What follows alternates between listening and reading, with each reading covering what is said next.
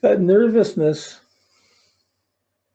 basic discipline, then you shortcut them when you still have to eat properly, you still have to learn properly. You can't go on coffee or just sugar drinks to keep going. You have bad habits to let go of. But once you actually do that and make that break, you can build up a new life and build things up differently than the way you were brought up. And thank goodness you can do that. I mean, we're not here because our parents were saints. Not everybody gets it right. Not everybody knows what they're doing. Not everybody does it perfectly. They do it whatever, and you get whatever, and there's kind of a karma. How come you attracted the parents you attracted? Same thing with teachers. You get to take a class. How do you know a teacher is good before you take a class? And if they're not good, then you find, geez, I wasted that 3 months.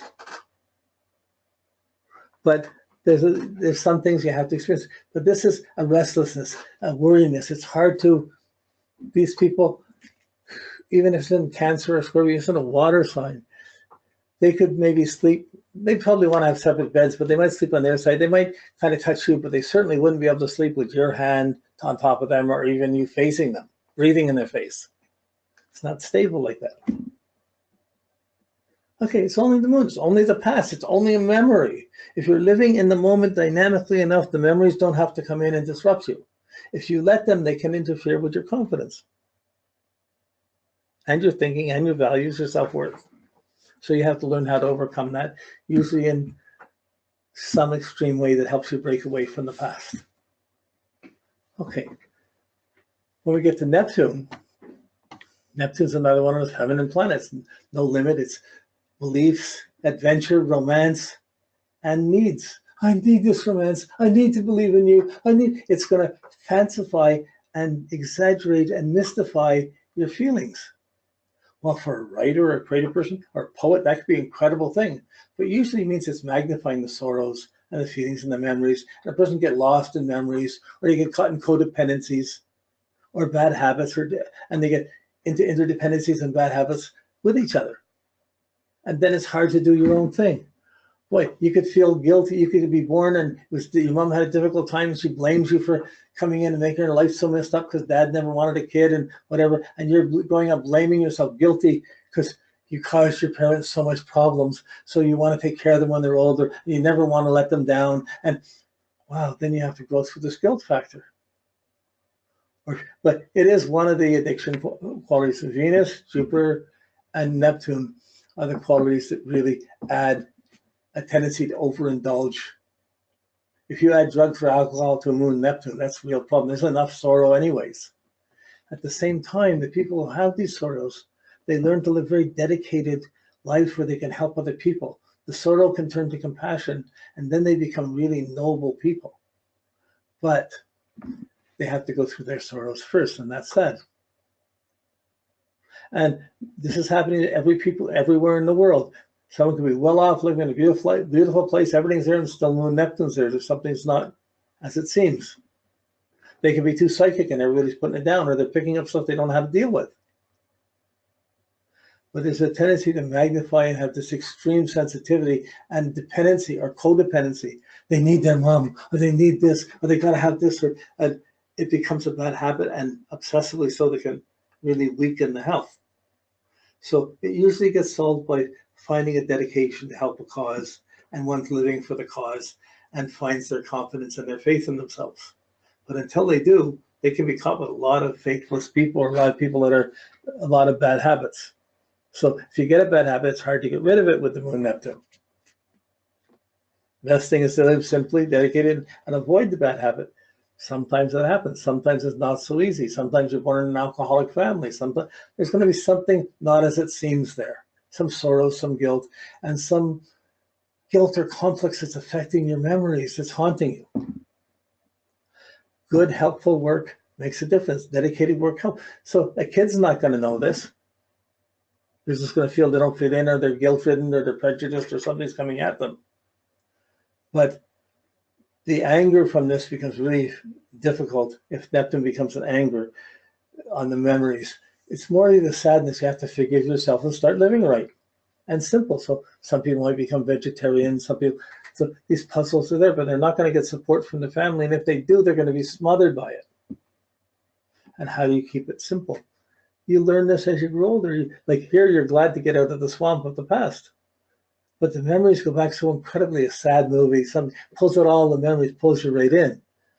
But how do you get clear? You're bringing all these sorrows. If you come to me, you got to meet all my sorrows. Oh, come on. You got to feel sorry for me and I'll get my attention. No, you got to be self-reliant and you don't want to be.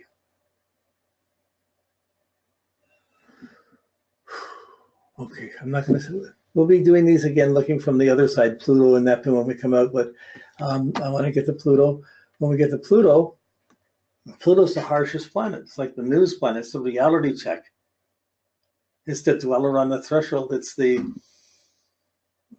auditor general coming in and checking your books and trying to see exactly what's going on here. So when you're born with the moon conjunct Pluto, you weren't wanted. Your mom had a long delivery. It was very difficult. There was a lot of fear around you. And it had to be controlled. And you got necessity upbringing, not any sympathy. So some people get brought up in good homes and still not get the sympathy. You know, like just usually it's the moon, something's connected to the mother, that this aspect was going on. But here there's a fear of closeness, a fear of feeling. And it can be very anxious, very fearful, very blocked, but it's rigid. It's a person can take it, but often they don't give it, or they might feel they have to give it, and but they're not in touch with, they don't know how to surrender. They control things, they control their feelings. They have trouble surrendering because the minute they surrender, they get hurt. Still, it's a strong quality. A lot of people working in really difficult situations have this. A lot of nurses, a lot of people, because they're helping people in life in this situation, but they're not surrendering. They can control it. They don't fall apart in a difficult scenario. But you're not going to go to a Moon-Pluto aspect for a hug or for sympathy. And the kids growing up, they have an anger about the past, a rage about the past. Something happened not fair. It's closed. They got it closed off for a reason. And they may not, maybe not, they're not always meant to go back into it because that can make it worse. They have to learn to get control on their life.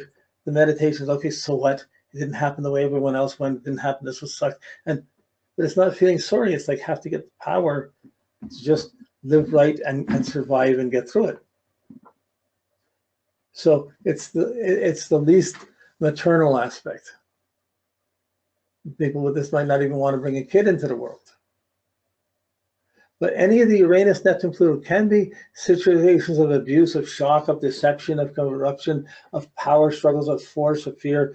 They can all be somewhere in the past lurking there that one grew up with. That was certainly there with your mom when she was born in dealing with the vulnerabilities of pregnancy, death, life, all of these things. Without support, it can be very scary. So then you have to, you're here, you're still going, you still go with that. Other people are being much more frivolous and you're going to be more controlled.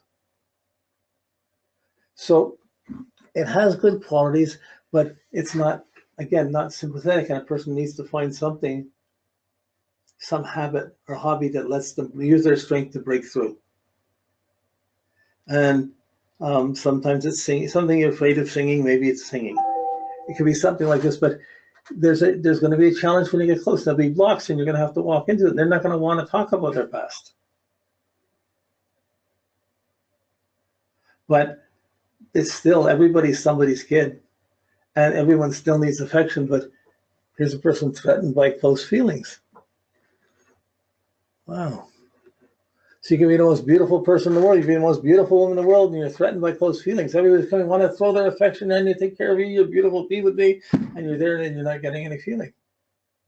Oh, that's haunting. That's more than haunting. That's anxiety producing and threatening. So usually these outer planets are there to disrupt things because you've made a decision that you have to take a jump to a spiritual side in your life. And then these things feed the spiritual understandings much better.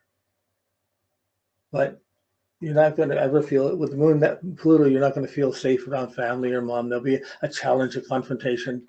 It's just normal to you. But when you marry someone else who didn't have that, that's a really different thing.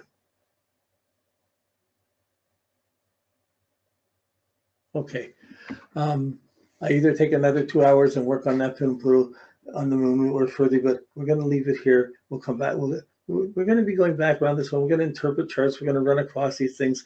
Your worksheets is only the ones that are your major aspects, and especially the conjunctions, squares, and oppositions. But the sextiles and trines, you can try and see if you can see them. See that if this is easier, this is smoother, it's a smoother connection. It's not the stressful problems with the stress. But you have to know the stress before you can know what's not the stress. Okay, this is how we're doing it. So next week, we're going to do Moon. We're going to do the Mercury. And it's about communicating, thinking, making sense out of things, and how planets affect it. What the different stress factors do to that. Okay, that's it. Thank you.